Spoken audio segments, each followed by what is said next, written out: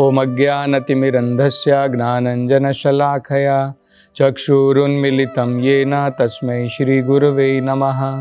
नमो ओम विष्णुपादाय कृष्णप्रेष्ठाय भूतले श्रीमते भक्तिवेदान्तस्वामिन् इति नामिने। नमस्ते सरस्वते देवे गौरवाणी प्रचारिणे निर्विशेषा शून्यवादी पाश्चात्य देशतारिणे। जय श्री कृष्ण चैतन्य प्रभु नित्यानंद श्री अद्वैत गदाधर श्रीवासादि गौर भक्तवृंद। हरे कृष्णा कृष्ण कृष्णा हरे हरे, हरे राम राम राम हरे हरे। हरे कृष्णा। तो भगवान का अगला दिव्य गुण बताया जाता है कि भगवान अत्यंत शूरवीर है, जिसे अंग्रेजी में हम कह सकते हैं हीरोइक। वेदों के अनुसार इसकी परिभाषा इस प्रकार से दी गई है, जो व्यक्ति युद्ध के समय में सैन्य गतिविधियों में, मिलिट्री एक्टिविटीज में अत्यंत उत्साह के साथ, एंथुजियाज्म के साथ जो कार्य, अनेकों प्रकार के कार्य करता है, वो एक परिभाषा बताई जाती है कि ये व्यक्ति अत्यंत शूरवीर है। दूसरा बताया जाता है कि जो व्यक्ति अस्त्र और शस्त्र की विद्या में दक्ष और निपुण है, अस्त्र और शस्त्रों को किस प्रकार से युद्ध के समय में छोड़ा जाता है उसमें वो बिल्कुल निपुण है, उसे भी बताया जाता है कि वो व्यक्ति अत्यंत शूरवीर है। तो भगवान कृष्ण के बारे में, भगवान किस प्रकार से युद्ध के समय में उनकी सैन्य गतिविधियां में भगवान कितने उत्साहित होते हैं, उस बारे में वेदों में वर्णन है। उसमें एक बड़ी सुंदर तुलना की गई है। कहा गया है कि भगवान जिस प्रकार से अगर एक हाथी तालाब के अंदर में चला जाता है, वो स्नान करने के समय में अपने सूंड को जब पानी में हिलाता है तो पानी के अंदर में बहुत सारे जो कमल के फूल खिले होते हैं, वो कमल के फूलों की जो उसके तने होते हैं, जो उसकी डंडियां होती हैं, वो टूट करके बिखर जाती हैं, गिर जाती हैं। तो ये उदाहरण दिया जाता है कि भगवान युद्ध के समय में इतने उत्साहित रहते हैं कि अपनी भुजाओं को हिलाने मात्र से, जैसे हाथी अपने सूंड को हिलाता है, भगवान अपने हाथों को जब युद्ध के समय में हिलाते मात्र हैं, उसके द्वारा अनेकों जो दुश्मन के जो सैनिक होते हैं वो मर करके गिर जाते हैं। तो ये बड़ा जो है सुंदर उदाहरण वेदों के अंदर में दिया है। भगवान अपने अस्त्र और शस्त्र की विद्या में कितने निपुण थे, युद्ध के समय में भगवान किस प्रकार से अस्त्र और शस्त्रों का प्रयोग करते थे, उसका भी उदाहरण दिया है। तो उसका उदाहरण हम भगवान कृष्ण की लीला में स्वयं देख सकते हैं। जब जरासंध ने भगवान की जो है मथुरा नगरी को, भगवान की सेना को चारों तरफ से, उसकी 13 अक्षौणी सेना थी, उसने जो है भगवान की सेना को घेर लिया था। भगवान ने अकेले इस प्रकार से निपुण रूप से, दक्षता के साथ में भगवान ने जो है इतना बढ़िया वहां पर युद्ध किया, अस्त्र शस्त्रों को छोड़ा। बताया जाता है कि अपनी सारी सेनाओं के साथ में जरासंध ने 13 अक्षौणी सेनाओं के साथ में भगवान की सेना के ऊपर युद्ध किया, लेकिन भगवान की सेना का एक व्यक्ति के ऊपर भी, एक सैनिक के ऊपर भी कोई चोट न पहुंच पाई। तो ये भगवान की शूरवीरता का उदाहरण दिया जाता है। अगला दिव्य गुण श्रील रूप गोस्वामी बताते हैं भगवान के अंदर में जो है, वो है भगवान अत्यंत दयालु हैं। अंग्रेजी में जिसे हम कह सकते हैं कंपैशनेट। तो इसकी परिभाषा दी जाती है, जो व्यक्ति दूसरे के दुख को सहन नहीं कर सकता है, जो व्यक्ति दूसरे के दुख को सहन नहीं कर सकता है, उसे अत्यंत दयालु बताया जाता है। हम भी कई बार कहते हैं ना कि हम बड़े दयालु हैं, और हम देखते हैं कि किसी की गर्दन कट रही है लेकिन हमें दया नहीं आती है, तो वो दयालुता नहीं है। जो व्यक्ति दूसरे के दुख को सहन नहीं कर सकता है, उसे कहा जाता है कि वो अत्यंत दयालु है। तो भगवान कृष्ण के विषय में, उनके इस गुण के बारे में बड़े सुंदर उदाहरण जो है बताए जाते हैं। जैसे उदाहरण दिया जाता है कि जब भगवान कृष्ण जो है द्वारका नगरी में थे, अपनी सभा में भगवान बैठे हुए थे, उस समय में एक संदेशवाहक, संदेश देने वाला, वो जो है अनजान व्यक्ति था, द्वारका नगरी में आया और भगवान कृष्ण से मिलना चाहता था। तो सैनिकों ने रोका, लेकिन भगवान ने कहा कि नहीं, उसको अंदर आने दो। तो बाद में उस संदेशवाहक ने भगवान कृष्ण से प्रार्थना की। वो एक प्रकार से 20,000 राजाओं का प्रतिनिधि के रूप में वो वहां पर आया था। ये 20,000 राजा कौन थे? ये 20,000 राजा थे जिनको जरासंध ने हरा करके, जो जरासंध के सामने झुके नहीं थे, और उनको जो है जरासंध ने बंदी बना लिया था, और बिल्कुल गुलाम की भांति जो है उनके साथ में बर्ताव करता था। तो उनके प्रतिनिधि के रूप में ये व्यक्ति यहां पर भगवान कृष्ण के समक्ष आया, और उसने जो है भगवान से प्रार्थना प्रारंभ की उनके प्रतिनिधि के रूप में।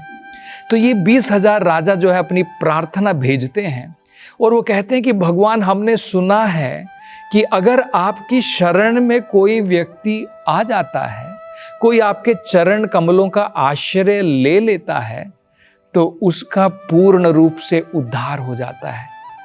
तो हे भगवान, हम यहां पर अत्यंत दुखी हैं। जरासंध ने हमें जो है इस प्रकार से बंदी बना लिया है। अब हम पूर्ण रूप से आपकी शरण में आ गए हैं। भगवान, कृपा करके हमारी रक्षा कीजिए। तो जब इस प्रकार से इस व्यक्ति ने, संदेशवाहक ने भगवान कृष्ण के समक्ष जो है इस प्रकार से प्रार्थना जो है पेश की इन 20,000 राजाओं की, तो भगवान जो है अत्यंत दयालु हैं। उनसे इन राजाओं का दुख सहन नहीं हुआ। तुरंत भगवान ने जो है इसका निवारण करने का निश्चय कर लिया। और हमें पता है कि भगवान ने नारद मुनि की सलाह पर, जब भगवान द्वारका से हस्तिनापुर गए, तो वहां पर नारद मुनि ने सलाह दी कि भगवान, अगर आप इन 20,000 राजाओं का उद्धार करना चाहते हैं तो जरासंध का वध बहुत जरूरी है, महत्वपूर्ण है। और नारद मुनि की सलाह पर भगवान कृष्ण ने अपना वेश बदला, भीमसेन का वेश बदला, अर्जुन का वेश बदला, और जरासंध के पास पहुंच गए और उससे दान में कहा कि हम दान में ब्राह्मण के रूप में तुमसे कुछ चाहते हैं। तो जरासंध ने कहा कि मांगो, क्या मांगते हो? तो उन्होंने कहा कि हम तीनों में से एक के साथ में तुम युद्ध करो। और हमें पता है कि बाद में जरासंध ने भीम को चुना युद्ध के लिए, उस चुनौती के लिए, और बाद में भगवान की कृपा के द्वारा जरासंध जो है मारा गया। तो इस विषय में बाद में भगवान जो है इन 20,000 राजाओं के पास में प्रकट होते हैं। तो इसका वर्णन बताया गया कि भीष्म पितामह अपनी प्रार्थना में कहते हैं भगवान से कि भगवान, आप जब प्रकट होते हैं वो सूर्य की भांति है। जैसे जब सूर्य प्रकट होता है तो अंधकार चला जाता है, इसी प्रकार से जब भगवान वहां पर प्रकट हुए जरासंध के द्वारा जो बंदी बनाए गए लगभग 20,000 राजा थे, जब भगवान उनके पास में प्रकट हुए तो बताया जाता है कि उनके दुख इसी प्रकार से दूर हो गए जैसे अंधकार दूर हो जाता है सूर्य के आने के पश्चात। तो ये बड़ा सुंदर उदाहरण जो है, भगवान किस प्रकार से दयालु हैं, दूसरे के दुख को भगवान जो है सहन नहीं कर सकते हैं, ये उदाहरण एक दिया जाता है। एक और बड़ा सुंदर उदाहरण दिया जाता है कि जब भगवान भीष्म पितामह के पास में गए जो मृत्यु शैया के ऊपर लेटे हुए थे। हमें पता है कि महाभारत युद्ध के समय में जब भीष्म पितामह बाणों की शैया के ऊपर लेटे हुए थे, उनकी स्थिति परिस्थिति अत्यंत दर्द से भरी हुई थी। जब भगवान वहां पर गए, भगवान की आंखों से आंसू निकल आए भीष्म पितामह की दुर्दशा इस प्रकार से देखने के पश्चात, और बड़े ही करुणा के साथ में, दयालुता के साथ में भगवान जो है उनके साथ में वार्तालाप कर रहे थे। तो ये भी जो है बड़ा सुंदर विषय बताया जाता है, घटना बताई जाती है कि भगवान कितने दयालु हैं, वो दूसरे के दुखों को सहन नहीं कर सकते हैं। इसलिए भगवान का भक्त जो है वो समझता है कि अगर मैं भगवान के इस स्वभाव की, कि भगवान अत्यंत दयालु हैं, इस स्वभाव की अगर मैं शरण ले लूं तो हमारा जीवन सफल हो जाएगा। तो डायरेक्टली भगवान को सरेंडर, भगवान की शरण में जाने की जगह भगवान का भक्त भगवान के इस स्वभाव कि भगवान अत्यंत दयालु हैं, इस स्वभाव की शरण में जाना चाहता है। और वेदों में बताया है कि भगवान के दयालु स्वभाव का स्वरूप कौन है? श्रीमती राधा रानी। इसलिए भगवान के भक्त जो हैं डायरेक्टली कृष्णा की शरण नहीं मांगते हैं, वो राधा रानी के पास में जाते हैं और श्रीमती राधा रानी से प्रार्थना करते हैं कि हमें भगवान कृष्ण की सेवा में लगा दो। देखिए, जो हम हरे कृष्ण मंत्र भी जो हम जप करते हैं, इसका मतलब भी यही है, हरे कृष्ण कृष्ण कृष्ण हरे हरे, हरे राम राम राम हरे हरे। ये क्या है? हरे जो शब्द है ये श्रीमती राधा रानी जो भगवान की अंतरंगा शक्ति है उसको संबोधित करता है। हम संबोधन में क्या प्रार्थना कर रहे हैं श्रीमती राधा रानी से कि हे महारानी, मुझे भगवान कृष्ण की सेवा में कृपा करके लगाओ, आपकी सेवा में और भगवान कृष्ण की सेवा में मुझे लगाओ। ये हरे कृष्ण मंत्र जो है उसकी प्रार्थना का मतलब क्या है? भगवान का भक्त जानता है कि श्रीमती राधा रानी भगवान कृष्ण के दयालु स्वरूप की जो है एक प्रकार से उनका स्वरूप है। तो अगर उनके द्वारा उनकी शरण ग्रहण हो जाए तो भगवान कृष्ण के चरण कमलों की शरण हमें ग्रहण हो जाती है। इसलिए आप देखेंगे वृंदावन में, व्रज भूमि में सब राधे राधे कहते हैं। क्यों? क्योंकि उन्हें पता है कि अगर राधा रानी की करुणा प्राप्त हो गई तो कृष्ण की करुणा तो अपने आप ही प्राप्त हो जाएगी। तो यहां तक कि साइकिल वाला भी, रिक्शा वाला भी, वहां पर आप देखेंगे कि व्रज धाम में केवल राधे राधे का गान होता है। तो ये बड़ा महत्वपूर्ण है। इसी प्रकार से बताया जाता है भगवान कृष्ण स्वयं राधा रानी के रूप में कलयुग में उन्हीं के भाव में, उन्हीं के वर्ण में चैतन्य महाप्रभु के रूप में अवतरित हुए हैं। और चैतन्य महाप्रभु जो है इतने दयालु हैं, उन्हें जीवों का दुख देखा नहीं जाता है, उनसे सहन नहीं होता है। इसलिए वो क्या कर रहे हैं? बिना किसी कंडीशन के, बिना किसी शर्त रखे हुए भगवान जो है चैतन्य महाप्रभु, जो राधा रानी के स्वरूप में है, वो कृष्ण प्रेम का वितरण कर रहे हैं जीवों के उद्धार करने के लिए।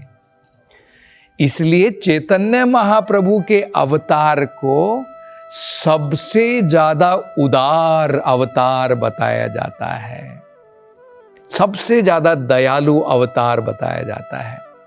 रूप गोस्वामी अपनी प्रार्थना में ये कहते हैं, वो कहते हैं, नमो महावदन्याय, आप अत्यंत दयालु हैं सभी अवतारों में से, महावदन्याय, महान दयालु हैं।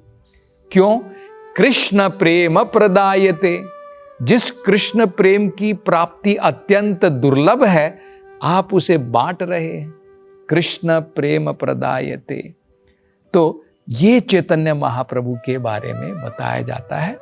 तो ये भी भगवान का अत्यंत सर्वोच्च गुण है कि भगवान अत्यंत दयालु हैं, वो दूसरे के दुखों को सहन नहीं कर सकते हैं। इसलिए भगवान का भक्त जो है, भगवान के इस स्वरूप की जो है उसकी शरण ग्रहण करता है श्रीमती राधा रानी के रूप में। तो और अन्य भगवान के गुणों का वर्णन अब हम अगली कथा में करेंगे। हरे कृष्णा।